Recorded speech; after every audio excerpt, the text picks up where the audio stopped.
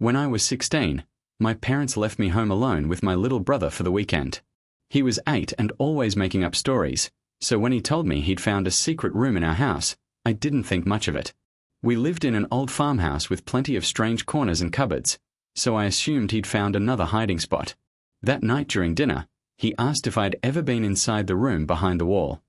I laughed and asked what he meant.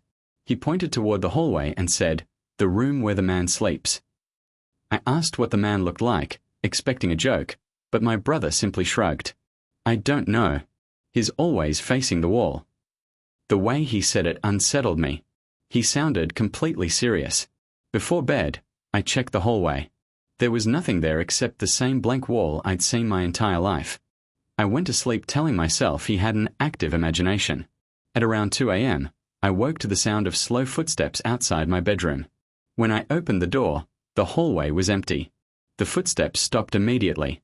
The next morning, my brother asked why I'd been walking around all night. I told him I hadn't left my room. His face went pale. "Then who was it?"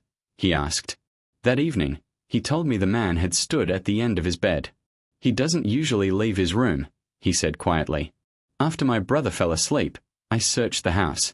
Eventually, I found myself staring at the hallway wall again. This time, I noticed a faint outline beneath the wallpaper. It looked like a door frame. I grabbed a screwdriver and peeled back a loose section. Behind it was a small hidden door. It opened into a narrow room filled with dust. The walls were covered in scratches. When I shone my flashlight closer, I realized they were words carved into the wood. The same sentence repeated hundreds of times. "He is watching from the hall." My heart started racing. I backed out and turned toward the hallway. At the far end stood a tall figure facing the wall, completely still, exactly as my brother had described.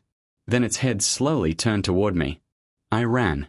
The next day, my parents came home. They found the hidden room, but the scratches were gone. The walls were completely clean. Nobody believed me.